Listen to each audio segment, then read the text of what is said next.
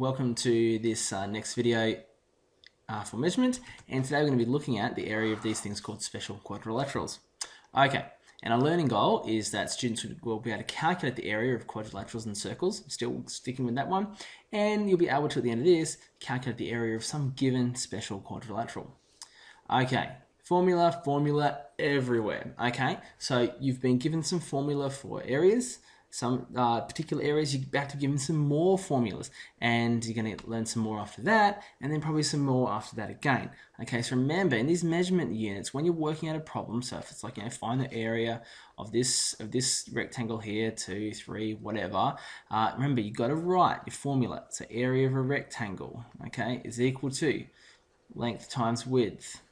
Okay, then put in 3 times 2, then put in 6 meters squared or whatever. Okay, so this first part here is really important. You've got to write this formula out. Okay, and you're not going to be given these formulas on the day. It's just there's a few different ideas you got. You can make some flashcards, commit these things to memory, or you can sort of like think about how will these things be worked out. And I'll be showing you how we derive some of these more special formula and stuff, and that will help you perhaps, if that's your way of learning, to be able to just kind of figure it out on the day if you need to. Okay, right, some key ideas here, some of the formulae for some special quadrilaterals. Okay, so we have our parallelogram here. Now I'm going to show you what we do to sort of come about with a formula for this. Now let's talk about this for a second. You might recognize these things here. They mean that these lines are parallel, which means that they continue on and they won't ever touch. And you show that with the arrow on there. Now, it doesn't matter the arrows are pointing in different directions as long as it's the same type of arrow. Okay? All right. Now, what I'm going to do, I'll just erase those again. Okay. So, if we were to get this triangle here, like if I was going to cut down there, okay, so I've cut down perpendicular, so it's a right angle there, and now so I've grabbed this, I've got a triangle on the end here. If I grab this triangle, chuck it over the other end, hopefully you can see that that same triangle would fit perfectly here.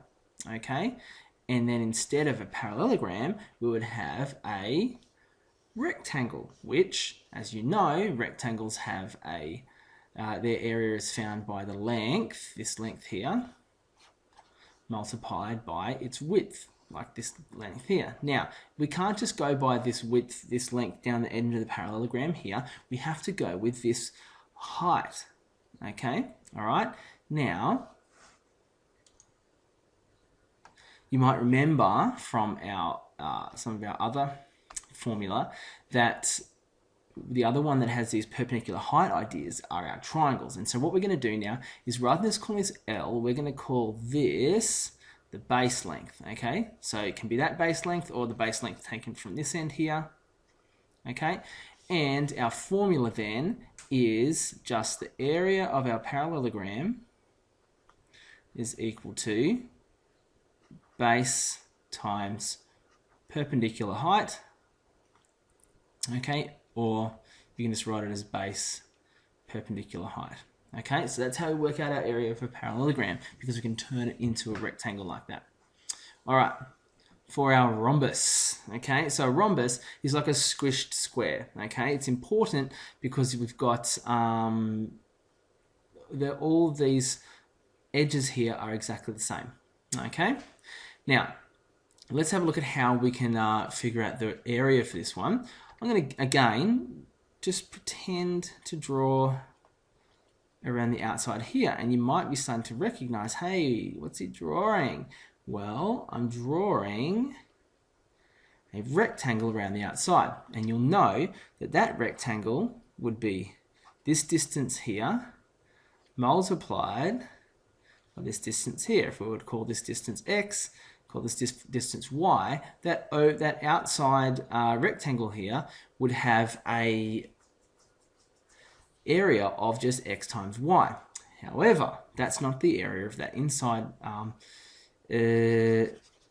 rhombus here, okay? But if we, so many squiggles, if we have a look now at this piece here, you can tell that this is half of that. Okay, so every triangle is half of the rectangle that it's inside.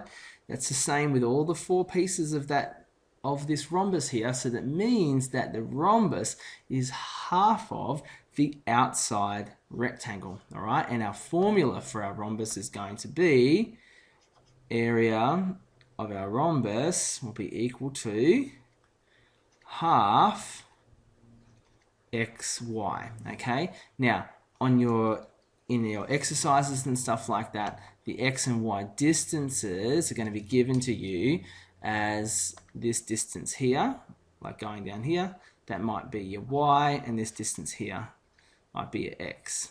Okay, so that's how they'll give you those distances, or it may be drawn outside. Okay, but that's how you work out the area for our kites there. All right, okay. Sorry, rhombus, sorry. Okay, next one is the kite. Okay, now you'll probably be able to see this is very much like our rhombus. It's just shaped differently. Okay, what's special about this one, and we'll learn more about this later on, is that it's similar with the rhombus actually. The diagonals intersect at a right angle there in the middle. Same thing happens with our kite, but with the kite, all of the sides aren't the same. So these ones here are the same, but these ones here are different to those first ones, but the same as each other. And we've got our outside rectangle. Triangles are half of their own little rectangle, so that means we're going to have still, again, if this distance here was x, and this one is y, then our area will be of our kite equal to half xy. Okay, half of the diagonals multiplied against each other, depending upon how the particular question gives you those dimensions. Okay, right. Lastly, our trapezium. Okay, so what's special about our trapezium? Well, none of the sides are equal necessarily. They can be. We can have these two side ones being equal, but these ones here are parallel. Okay, so the top and the bottom here are parallel. Right. Let's again break some stuff up. One of the best things for us that we can do to break things up is break them up into triangles. Okay, so I've got two triangles here. I'm going to call this one area 1, this one area 2. Okay, let's call this length up here A. That's this distance here. This distance here is going to be B across the bottom here. And the other dimension you'll be given with your trapeziums is this distance here, the height of them. Okay, that's the other one that we need. Okay, all right, so let's work out some of these individual areas. We've got a composite shape, let's work it out. Okay, the first one here, area 1, that's a triangle. So area 1 is equal to half BH. Okay, half base times perpendicular height, done. Area 2 is equal to half base, not base, different one. Okay, this time we're taking A here, and because if we extend out our A length, this H will be perpendicular to it, just the same as it's perpendicular there. So that means we will have AH perpendicular. Okay, right, you might be getting a little confused at the moment. That's okay, just sort of roll with it. You're welcome to just remember the formula. You don't have to reproduce any of these derivations at all, but it can help to sort of see where they come from. They're not just a magical formula we pluck out of thin air. All right, so we've got area 1 is this, area 2 is this. Okay, so the total area of this thing then is going to be area 1 plus area 2, which is half AH plus half of BH. Okay, now something you'll learn a bit later on in your algebra is that when we've got common factors being added together here like we do, right, we're allowed to do some pretty cool algebra to them, which is called factorizing, right? So our half and our H are common to both of them. So if we have half A plus B times perpendicular height. Okay, so there's our formula for the area of our trapezium. All right, now that's probably the most complicated one out of them all. And so that's the one that's you're probably going to have to commit to memory the best, okay? Rather than maybe go through the hassle there of deriving it. All right, so some quick new formulas there. I haven't really shown you how to use them necessarily in an exercise because basically it's kind of plug and play once you've found the numbers. It's just you need to be introduced to those new formulas and you can have some practice in class about how to use them, okay? So thanks for watching.